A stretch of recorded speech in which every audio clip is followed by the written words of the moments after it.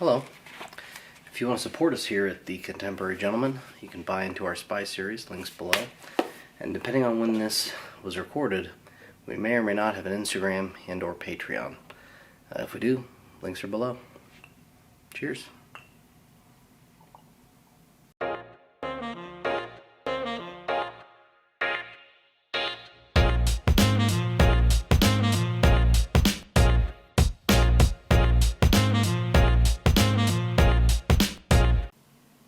Hello everyone, James Donaldson here with The Contemporary Gentleman, and I'm bringing you a video on the gear I've used in the Army. So, a couple things with the gentleman's disclosure as always.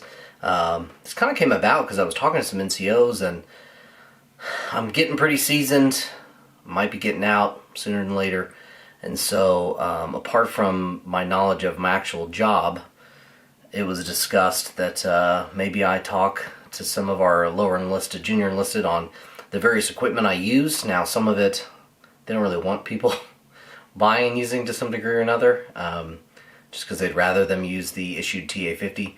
But other stuff, you know, either you're not issued at all or you're more than welcome to buy a better civilian version as long as it adheres to certain protocols, of course being AR-670-1. Example would be like gloves. All the Army issue gloves suck. Some people will say things like, oh, they're actually not that bad. I don't know how those people exist, let alone how their hands exist in cold weather. So that's an example of something the Army issues you and that maybe you go ahead and get your own version of anyway. Some other examples, the Army really doesn't issue you a flashlight. Some units in particular might, but especially with like a headlamp, and so we'll talk about that. So I had these tiered a certain way so that, of course, I'm going to start with things that are either easy, like this is very inexpensive and you should get it because it makes your life easier, or the Army didn't give this to you, or this just makes your life easier, you should use it in place of whatever you were issued. And then of course it'll go all the way up to some pretty ridiculous things. So now disclosure, I have no connection with any of the companies that send me any of this stuff. Basically, also, of course, yes, I bought a fair amount of this stuff. James Donaldson, as I said before, is not my real name, and so other than maybe because I talk about where I'm from, they might piece that together, but otherwise there's really no way for them to know who I am, and so I can just get these items, acquire them, and be savage or complimentary, depending on how the item looks. Another disclosure is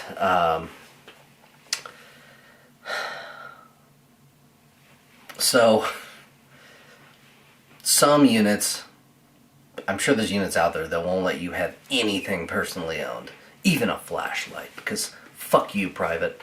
That's probably a thing.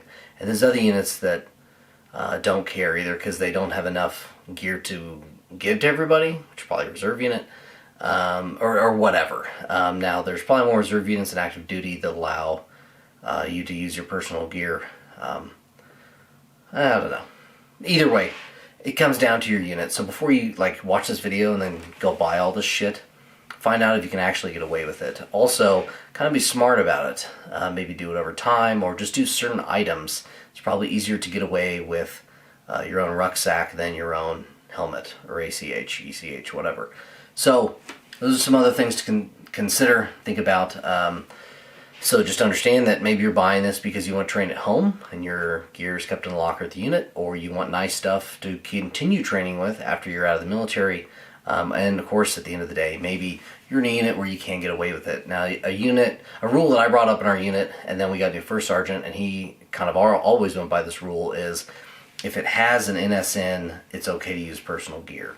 And so that is one way I've gotten away with some of the crazier stuff, like a rucksack, by having an NSN. Now, sometimes it's a gray area where it doesn't have an NSN, but I know it's issued to a lot of units in the military, in the Army.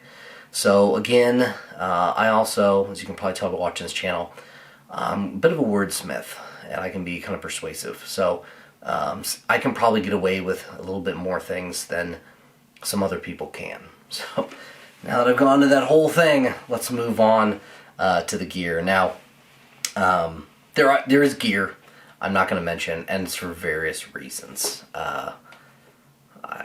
Not just because it didn't suck or something. So this isn't necessarily comprehensive, but it's pretty damn comprehensive as far as all the stuff I use.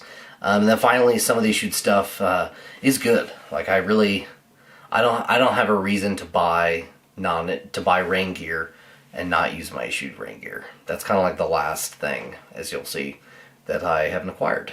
So yeah, let's get on. Now, meat and potatoes. First, I want to start with what I call the Condor Clause when I talk to Joes about some of this gear. Don't buy Condor. Just don't do it. For two reasons, okay? And I'll explain, because like my Joes like to give me a hard time about like saying my gear is Condor or whatever, because they know I hate it. It's nothing personal against the company Condor, and if you're not in the military, I guess use it. It's a par to subpar company in terms of the quality of their goods, and I don't say that to speak ill about them. I mean, let's look at where they're priced. Okay, it's not Mystery Ranch, and that's okay. That's a market that needs to be covered, and Condor covers it very well. And I'm saying, by the way, I'm saying all this because I have owned Condor products. I know my Joes probably don't know that, so when they watch this video, they're gonna be like, "Holy shit!" But yeah, so I have owned Condor products, and so understand what it is, right? It's, you know, the lower end of the market, the lower shelf, and there's nothing wrong with that. If that's what you can afford and you need to go out there and train, I guess buy a Condor plate carrier or whatever just for the time being to get some training in. There's nothing wrong with that. There's dudes that can definitely outgun me, and they could put on a Condor or whatever and do that. That's not the issue. The issue comes down to, don't expect Mystery Ranch quality or, you know, Cry precision quality out of something like Condor, okay? And as long as you understand what you're getting, great, buy it. Now, partial to that, second part is, when Joes see me in my non-issued gear, they want to get non-issued gear too because they want to look cool. They don't understand the reason why I'm old and I'm a bit broken. And I want some of the non-issued gear, I'd say most of it, because it's making my life easier. I've used the issued gear, I know where its shortfalls are, where some of its strengths are, and so I know the gear I have and its strengths and weaknesses, and using it to make my job or my life easier is what it comes down to. So they go out and they buy subpar Condor gear, and then they look like shit. They look like a bag of fucking ass, and that's the NCO in me coming out. And they just look like a bag of smashed ass, and I can't stand seeing it, right? I'm like fighting going into this whole thing that you've never seen on this channel. But anyway, it looks terrible. And just don't do it. So again, when you're seeing all this, just don't buy Condor because you're going to look like a private that doesn't know what they're doing. Again, sorry Condor, you know. Let's move on. So, where my addiction started, I will touch on real quick. I know I said move on before I get into the list. But my addiction started with, so I used all TA50, and finally at some point, I bought my, you know, inevitable pair of aftermarket boots. And I was like, holy shit, I can never wear these issued ones ever again. And that's kind of, I wouldn't say it's where it started, but that was where I was like, hey, you can acquire stuff way better than what the Army gave you. And probably most other branches, maybe not Air Force, because apparently they issue Cry, so that's lit.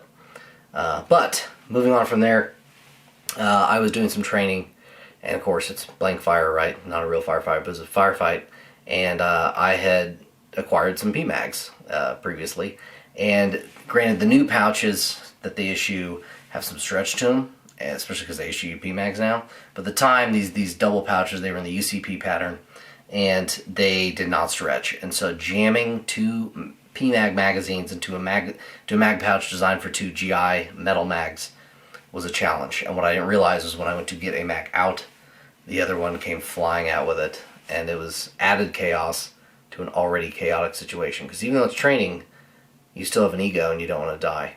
So I thought, well, maybe I need to look into you know, different mags, because I did see some guys that had their own personal gear, like Rucks and things like that. So I thought, okay. And that's really where it started. It started with magazine pouches, which is S-Tack, which I still use to this day. That's what I ended up going with at the time. That's where I found Grand Thumb, because I found his video on magazine pouches, and I haven't looked back. So that's how it all started. Now, let's go with Tier 1. So this is the less expensive to just makes your life that much better list. So more easily acquirable, and also more likely you can get away with having it, especially if you're in a unit that generally doesn't allow personal gear. Now, the first and foremost thing, I guess I'd go boots over this, but this is one of the top things. If I was to take all my gear I bought myself and had turned it in for shoot gear, but I was allowed like 2 things, right? It'd be boots and Blue Force gear sling. It just makes your weapon so much more manageable. When I have a weapon on me, if it's slung, I like it tight, held like this. I can move, it's not waving around, it's not hitting me in the knee. I like it tight. But then I like to be able to loosen it for when I start doing whatever with the gun. So it is simple. That's why I like it over pretty much every other sling. It's incredibly simple and basic. It's just a 2-point. Yeah, I mean, there's just not anything else to say about it. A friend of mine bought a Viking tactical one. It had all this adjustments and shit, and he just didn't like it, and he switched to Blue Force. And then several other people went to Blue Force slings. The other thing is they're very reasonably priced. I'll tell you right now, those plastic slides, those tri-glides, holy shit. I've used the same sling since probably 2017. And it has been, I mean, I've used it, everything I've done in the Army, which for field stuff, we pretty much always have our rifles on us. So it's been banged around in the field on a 9-month deployment, pre-mob, you know, all that. It has seen some shit. And, yeah, it's, I mean, like, it's been rained on, it's been submerged, it's been ridden hard and put away wet. Buy a Blue Force gear sling. That's just what I'm going to say. Alright, muzzle cap. This one, I mean, it's incredibly cheap.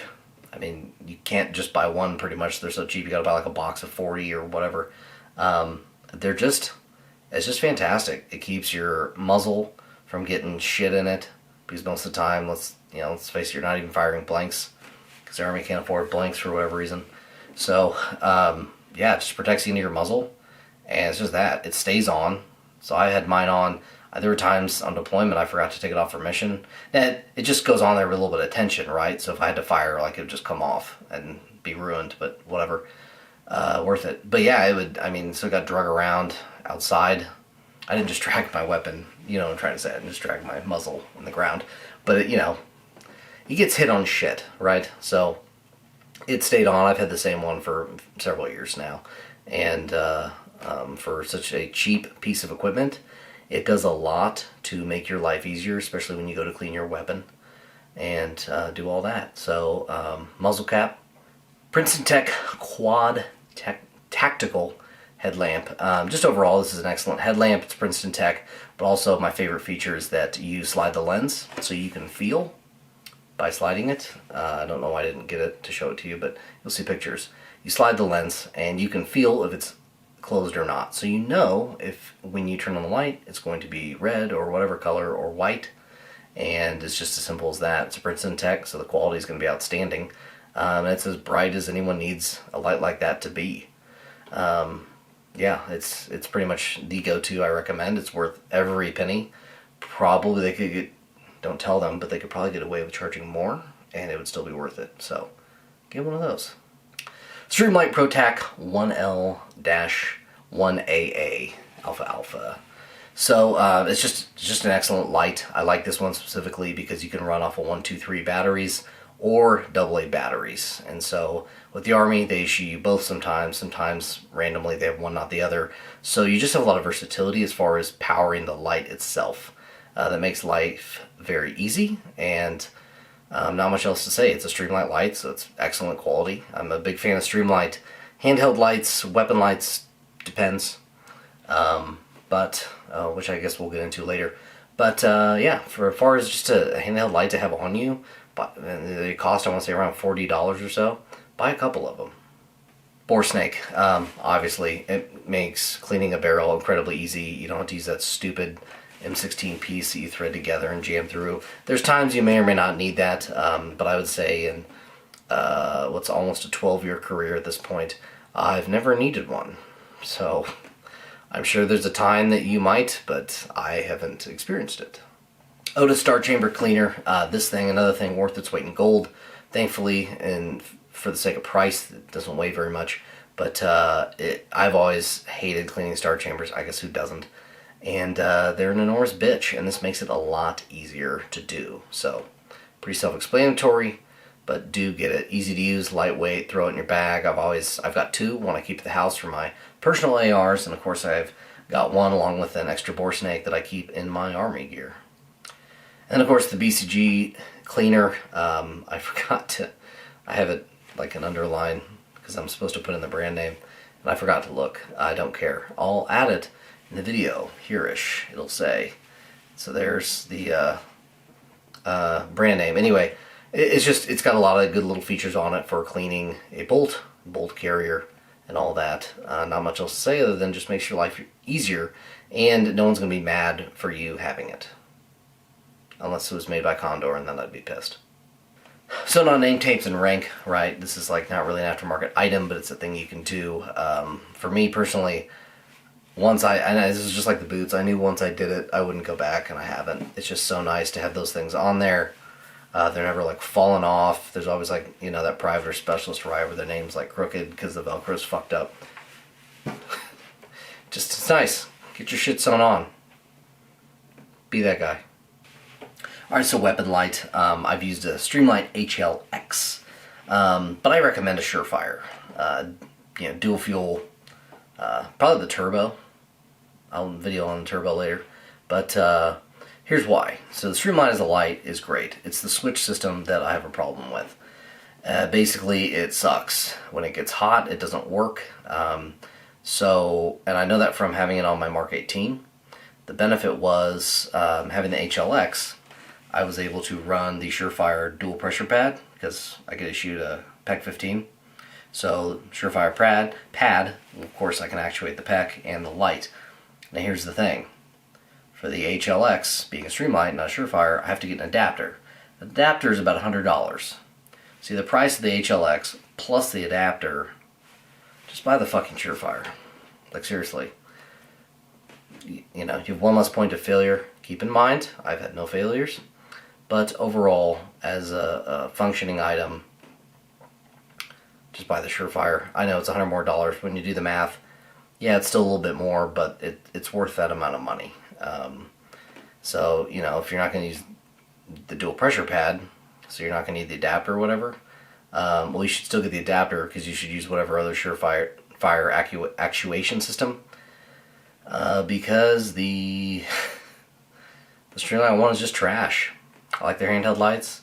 I like one of their pistol lights. But I for that reason, you know, it doesn't matter how good the light is if you can't turn it on. So gloves, kind of Oakley, or I'd probably say Oakley most. Outdoor Research OR is great as well. So is Mechanic. I've never owned Pig, but I see a lot of people with those. Outdoor Research, I had the skeleton set or the iron sight or whatever they were. They failed. They tore kind of easily. I was a little disappointed. But I have like the suppressor gloves from them, and those have been rock solid. Now those cheaper OR ones were about $20, but I have now two pairs of the Oakley $20 gloves as well as some of the higher end ones, and none of those have torn or failed. So Oakley's one of those companies that's kind of like 511 that I don't just go straight to because too many people do.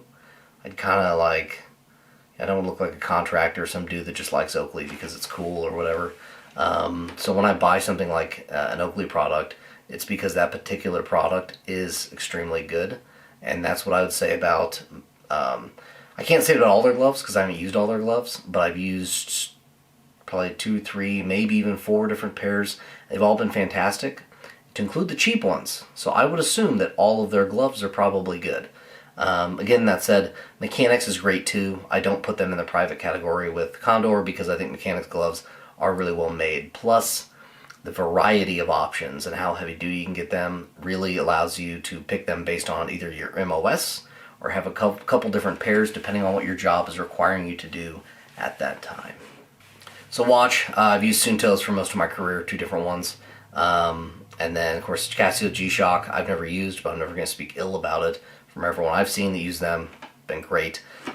Hager watch, basically my Sewn toes, the straps have failed, and I have replacement straps, but I can't get the screw off to replace the straps. So dead in the water, my Hager has pulled it full-time duty in the Army, as well as, of course, my normal life, and it's been outstanding. Sewn, of course, as well as Seiko, and even Rolex. Don't think that, you know, $20,000 boutique watch has no business in the Army, because they do. If you look into watches a lot, Watches of Espionage is a good Instagram page to follow, but you'd be surprised how durable Rolex is and a watch like Hager is. Hager, actually, I think that's how I'm supposed to say it. Actually, review on the Hager incoming, but moving on, a lot of watch choices, but I would definitely stick with some of those main Sewn toe, Casio, G-Shock. I guess I have seen some friends with some Garmin's that held up pretty well as well. So those are kind of the main ones. I guess Tudor would be another one I'll throw out there. A lot of history behind Tudor and Seiko and Rolex being in the military, believe it or not. So don't underestimate the value of having a steel bracelet holding your watch on your wrist versus a strap or something else. And a quality bracelet at that. Moving on. Sleeping bag liner. I mean, it's like $10-20 from Walmart. It adds 10 to 20 degrees, I think closer to 10, to your sleeping bag in a cold weather environment. So it's just nice to have. Yeah, it's a little more bulk, not much more weight, but it is worth it. I went on a cold weather expedition, so basically subarctic warfare training in Canada, a lot north of Halifax. It was in Goose Bay, and I didn't take it with me, regretted that, but also saw that a lot of the smart guys that knew what they were doing, they had them. So stand by, battery change. So socks are a big one. Merino wool Fits is the brand, F-I-T-S, Fits. I've been using them for a while now. I found them later in my career. I used Rocky cotton socks, but at the end of the day, merino wool, synthetic wool, is really where it's at. Just for a lot of reasons, even in the summer. Believe it or not, there's all kinds of details. I'm not going to go into the history and pros and cons of wool, but basically it's mostly pros, especially when it comes to my feet sweat incredibly easily. I could be, you know, walking fast in 20-degree weather in flip-flops outside, and my feet would sweat. So I need socks that manage that well, especially in the summer, and wool has been where it's at, for sure. So again, Fits, I mean, they have all kinds of varieties, and they definitely have Army-minded ones. With the current OCP and PTs and all that, I just do black, because I can get away with the same socks for PT and, you know, being in uniform, all that. So I don't have to buy a bunch of different socks. And so yeah. Next, Gerber multi-tool. I had one issued to me, but I had one long from years ago from the Boy Scouts as well. I'm a Gerber guy, not Leatherman, but I recommend one of those two. I don't recommend any other brands. Just why would you not buy one of those two? I don't know why you wouldn't. The pedigree, the quality, all that, it's there. So, I mean, simple as that. Get yourself a multi-tool. I'm a pretty detail-oriented guy, as you probably know at this point.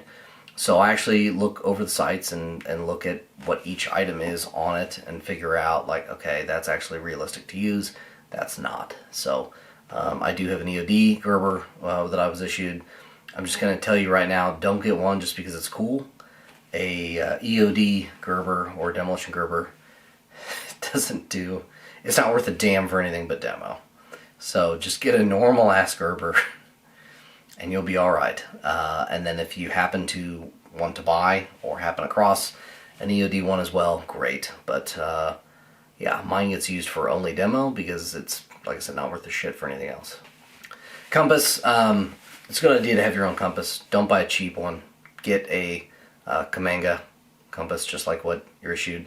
A lot of people say just steal them from the Army. I'm going to tell you right now, not necessarily from personal experience, that the compass in the Army, the Kamanga compass, is probably one of the hardest things to steal. Probably the only harder thing to steal would be an actual weapon from the Army. Yeah, that people get hammered with fees if they don't return them, so when they check them out, they make sure, after a NAV class, that they've gotten them all back. So they have actually a generous military discount. You don't have to buy the exact one the Army uses. You're still going to get the good, robust quality. Although I go ahead and just do it because what's cooler than a radiation symbol on the back of something? Nothing. So, yeah. Kamanga, Lansatic compass. Get one. So something else I came into toward the end of my career is a dry bag. It's a great way to organize your gear and make sure that, so like I got all my socks, underwear, and t-shirts in one, all my uniforms in another. Depending on what else is going on, I might have a third, usually not. But not only is it a good way to keep everything dry, but also compartmentalize. So if you have to dig into the bottom of your pack for something, instead of going through a bunch of layers of stuff, instead it's like remove this bag, remove this bag, remove this, and you're at the bottom. So it's super easy to manage your stuff. Makes packing up easier and unpacking and managing your stuff, so it's not falling all over the field. So yeah, and Sea to Summit is the brand I use. I did some research, a fair amount of research, to figure out what was going to be a good durable brand, and thus far, being beaten around in my rucksack and all that kind of stuff, it's held up. Tier 2. So getting into Tier 2 boots, right? Danners, I've used Tachyon. The first pair I had was with UCP uniforms, is that lighter tan. They were great, and then I bought, when we went to the OCP, I bought basically the same pair, just in darker, to go with the uniform. And those actually, they got weird, and they hurt my feet, and I switched to Loas, which the Loas I've been using are really not AR670-1 whatsoever, but I've gotten away with them anyway, both pairs. And then, which I had an 8-inch pair and a 6-inch Zephyrs, and then I had the Z8s. Z8s are more cold weather, and I would use those on mission when I was going out and about as a dismount, or in the vehicle and may dismount. Now when I, part of the time on the deployment, sometimes I was a Buffalo arm operator, so I knew I was probably not getting out of the vehicle, and so I would go with these 6-inch Zephyrs because they were just more like a tennis shoe, plus I tied them so you couldn't see the laces, and that actually made them like slip-ons, although they'd stay on my feet if I ran. Nice. And then apart from that, I wore the Zephyrs around Bagram, which is kind of amazing. I got away with it, but I guess I'm just awesome. So knife, it's good to have a folding on hand. Obviously, the lower profile, they're easy to keep in your pocket, etc. But like going with just a Gerber or Kershaw, I'm a big fan of Kershaw folding knives. That's probably all you need, so you don't need to go spend $180 or whatever. I looked up the price of my knife, and it's very expensive. So, not saying it isn't worth it, but I don't know that I'm going to tell you to get it over something less expensive. Sometimes you don't need to spend that money. Sometimes you do, but sometimes you don't. Next, SE fixed blade. So it's not the only fixed blade that you should buy or that's good, but it's the only one I've used. Well, I guess I had an Ontario, but it was too big, and I never used it. It was a 9-inch blade. It was a stupid purchase. I was young. Don't judge me. But using especially the 4-inch, but also I have a 5 or 6-inch SE5. Mainly, most of my experience with the SE4, and basically 2 of them, one for bushcraft, hunting, all that, and the other one was serrated edge so that I can use it for army stuff, and it's come in very handy for that. And usually that purpose is not to kill anybody. For those of you who are unaware, you don't have a fixed blade to kill somebody, you're not Rambo. It's usually for heavy duty cutting of things like rope or wire or things like that. The fatter the blade, the big, full tang is what you want, where the piece of metal goes all the way back through the grip.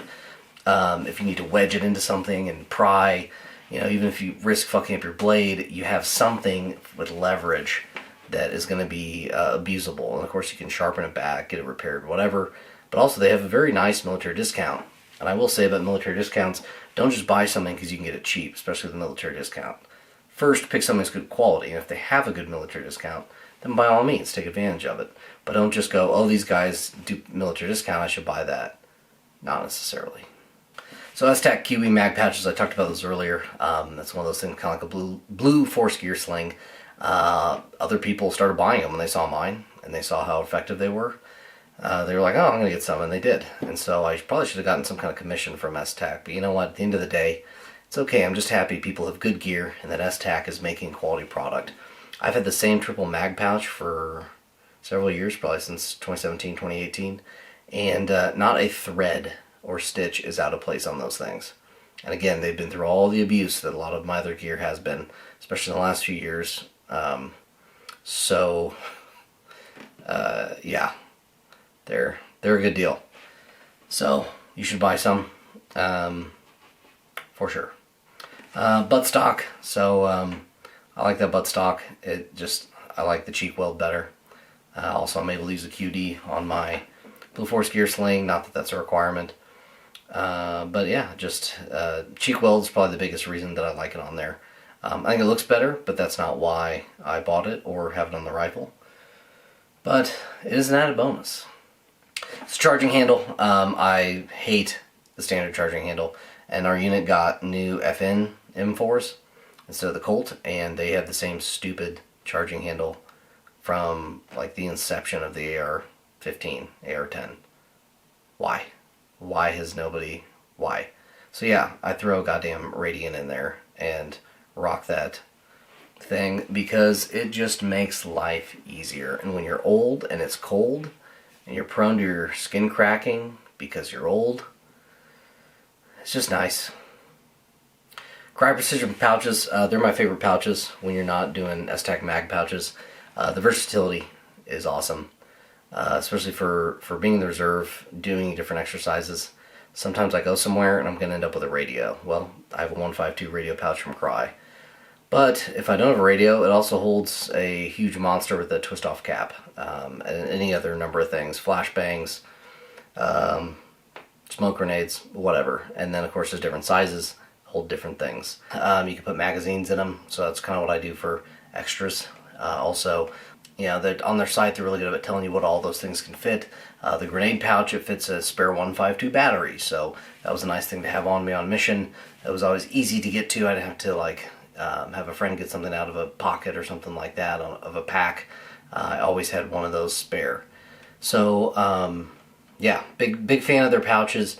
Pretty much all I use, and I put them all over all kinds of stuff, assault packs, of course my kit, all those things. So check those out. So Battle Belt takes the weight off of your shoulders, or some of the weight off your shoulders. It also allows you to not put all your eggs in one basket. Also, I had a spare med kit on mine. In fact, I had it on the back because then it flushed up with my hydration pouch. So when I sat in a vehicle, it was normal. I wasn't, you know what happens when you do that, all hunched over or whatever. So yeah, Battle Belt, great thing to have. It is more common, so I don't think too many people get a lot of flack for having them, even in units that really don't want you or let you do your own thing. 511 Rush Assault Pack, or the Rush 12. It's the smallest of their Rush series, probably one of the smallest assault packs. You can fit an incredible amount of stuff in it. And I actually like the issue rucksack, or assault pack, other than the fact that there's like 3 storage compartments, and that's it. And basically you got your main huge one. And that's fine, but I wanted a little more organization, and this bag very much delivers on that. Kind of like I said earlier, 511 Oakley, I just don't gravitate to those brands because I think there's other good stuff out there. But in this case, I scoured the internet. It was the only thing that was checking my boxes, and I kind of didn't want to have it. So you can definitely consider this a very unbiased and objective review of it, because I would buy it again. It's been a fantastic bag. It's very small and compact, yet can fit an amazing amount of stuff in it. And it has taken a beating being stored in vehicles, in and out of vehicles, thrown from vehicles, just everything. And again, not a stitch or a thread out of place. It is hung in there. I've attached shit to the molly outside as far as compartments, and just it comes back for more. It's something that, like I said, I would definitely buy again. So the 511 Rush 12 Assault Pack, they do have a couple of their bigger versions. But honestly, I don't know. I mean, for me, kind of stuff I take to the field, you need your rain gear, your wet weather gear. I always got a weapon cleaning kit in mind. That's where I keep, my Gerbers and things, depending on if I have them on me or not. Medical, good pouch for medical. So just fantastic. Next is the plate carrier. I bought a Cry JPC, a Gen 1, several years ago. Was able to use it for the majority of the deployment. And so, and I don't say that because I want to be a cool guy. Doing my research, it fit the issued to the military criteria. But also, it's just good. It's just a rock solid. It really should be just the general issue for the Army, at least. One of the biggest things, especially being forced to wear the issued, and then they laxed that up later, pretty early on the deployment, was the side plates. That JPC puts the side plates right on where they're supposed to go, where God intended. Whereas not only the pouches, which is almost more the problem with the issued stuff we had, which I think was a Gen 3 out-TV, but they rubbed against your hip bones, and it was murder. Doesn't sound like it'd be terrible, even riding in a vehicle, but it was awful. Guys did all kinds of stuff, jamming socks in those pouches, doing whatever they could to get that weight off of there. And so, but again, just like some of the other stuff, it's been through a lot, and not a stitch or thread out of place. I lost weight after buying it, so I guess my only thing I would buy another one, very well might, but I would probably get a size smaller. I'd get a medium. The large is a little big for me even now, so yeah, that's where I'm at with that. And some of the other guys in my unit have been buying, including my first sergeant. After talking about options, he was finally interested. And this is a guy that said he would never own personally owned gear over issued. And this guy bought a Cry JPC Gen 1 that just checked his boxes versus some of the other stuff. Plus he liked the fact that it was something issued in the Army versus something like a Ferro Concept Slickster. Plus the value. I mean, it has mag pouches in the front. It comes with them. And so I didn't technically have to get S-Tac mag pouches to put in there, if that makes sense. So, or to put on there. And so technically I have a third or second row of 3 mags that I could use. And every once in a while, I'll throw a mag in there or something else because they Velcro closed. It's just, I'll probably do a video on it and the ins and outs, but it's just a fantastic plate carrier. Just I don't want to compare it to the obligatory car comparison, but it's just damn good. And for the price, I really don't think you can beat it, considering you don't really need to add anything to it as far as needs. Of course, you'll add medical kit. You'll add more mag pouches probably, but just fantastic.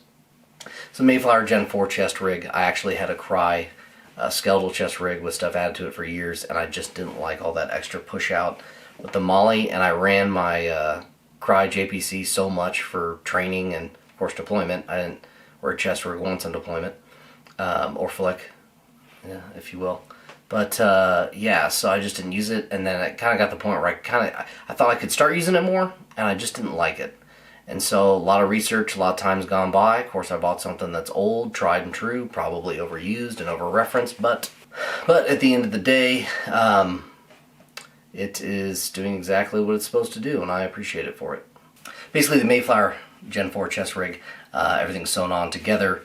There's a good array of pockets of different sizes that you really can kind of fill in what you want to wear. Now, I will caution you this, and this applies very much to a chest rig, very much a rucksack, and a little bit a plate carrier, is figure out what you're actually using, what you're going to have on you, and then buy the cloth based on that.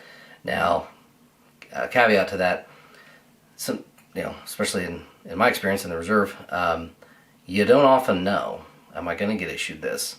So having something with some versatility built in is really nice. So a lot of what I buy, like the Cry pouches, the Mayflower, they do have versatility built in aside from what I plan to put in them. Also, I usually have something that has disappeared but can be opened and appear to take on extra shit that I come across that I'm forced to carry. Alright, Garmin Fortrex 401, 601, whatever. Have a GPS device. I like the wrist ones because you can put it on your wrist. You can put it through a molly. and on your weapon. All are good places to put it, and places I've put mine at various times depending on what I was doing. So there is that. So getting into tier 3, these are the things that are just, you know, we're almost through this video, by the way, but these are like next level, very noticeable that you're using them. Someone might have a problem with them, but at the end of the day, I liked them for whatever reason, and I'm going to try to go through them quicker. M4 grip, I actually swapped mine out for the deployment with the Daniel defense. It wasn't so much that it had to be Daniel defense, but it was the grip angle. And could I have manned up and not been a bitch about it? Yes, I could, but was I able to get away with not manning up? Yes. Did it look cool? Well, of course it did.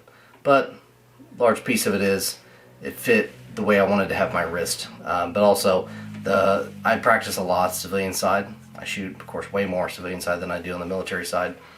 And so that's just what I'm used to. So as far as efficiency and carryover, I did it. It's probably one of the last things I would recommend or say someone do, but here it is on the list. Combat top, Cry, they're my favorite.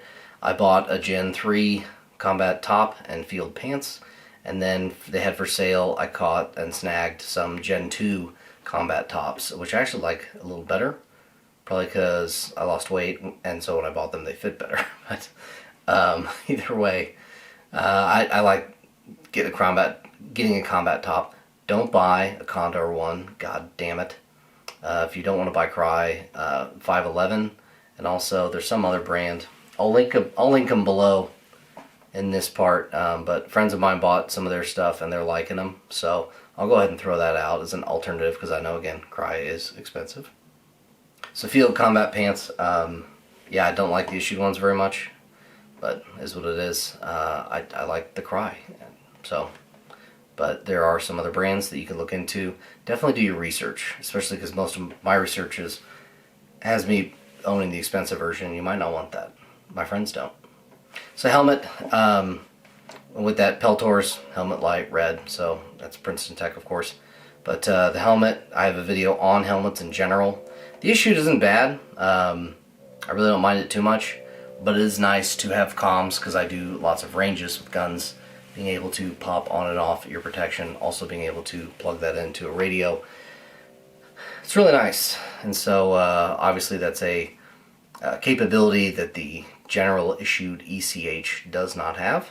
But also the weight and the comfort is so much better than the issued. I did have hard-head veterans for a little bit, and that was okay. It's definitely more comfortable. Again, you can see my video on the helmets. But currently I have an Ops Core Fast SF, and I don't know if I'll ever need to buy another helmet.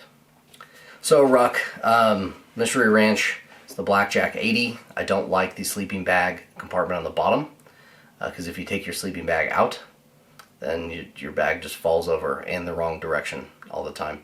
So I like to have the sleeping bag at the bottom, but because you have the side zips, and also because of how I pack my bag with the dry bags I mentioned, it's very easy to get the sleeping bag out and put things back in, and then the rucksack stands up how it's supposed to. I also love all the pockets on it.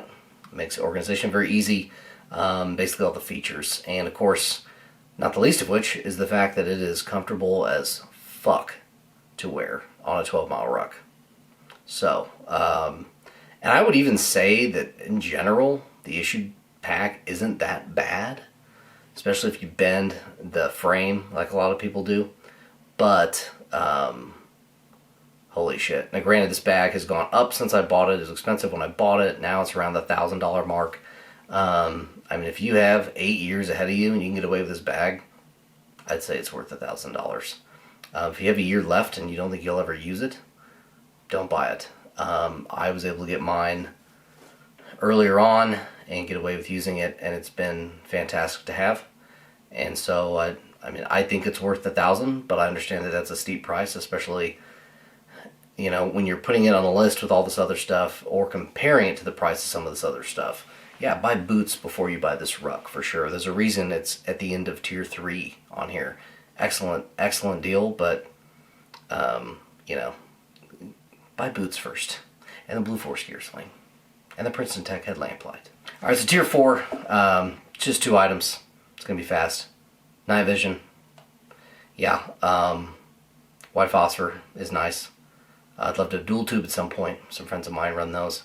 But it's just, again, it's one of those things that just simplifies. It's a force multiplier, obviously. As some of this stuff is. They are probably more so, but they're also the most expensive by a landslide. So they're on there. Your Pro Mask, your own mop gear. At the end of the day, if you're thinking about the 2A, you're thinking about preparedness. I don't think it's insane to have that kind of stuff, and especially not insane to at least have a Pro Mask and train with it. I think those are good ideas, but again, it's at the bottom of tier 4 list for a reason. So, maybe save up for night vision before you get that Pro Mask. Debatable. I'm sure some people would argue, but I would definitely buy that Mystery Ranch rucksack before you get a Pro Mask. So, things to consider. Moving into caveats and variables, I kind of already mentioned the one, unit SOPs, be aware of it. Also, your job. Some of this stuff you might never need or use for your job, so don't buy it. Or you need a different version or a different pattern. All my stuff is multicam. That was able to come in multicam to include my night vision. So, consider that. And that's kind of all I got for that. The other thing is, do you want these things trashed? I took some stuff on deployment and some guys were like, why would you take that? It could get trashed. And I'm like, I didn't buy it to have it in a glass case or to treat it nicely. Not only did I buy something to use, but part of my research was making sure it would survive more than likely. And there's a reason why I'm naming names on this list. Is that all this stuff is worth not only me to continue using it, but recommend someone else buy it. So definitely, I've got links below. I'm not making any money on these links. As I said, none of these companies know who I am. If Cry knew who I was, they still wouldn't care. But yeah, so I recommend all these things specifically. Now the close. After over a decade in the Army, I've used a variety of different products, both issued and purchased on my own. In most cases, the things I've bought have indeed helped me in some way. I hope you've enjoyed and or learned something from my video covering my inadvertent product testing and the results of said testing. This has been James Donaldson with the Contemporary Gentleman, and until next time, keep your composure.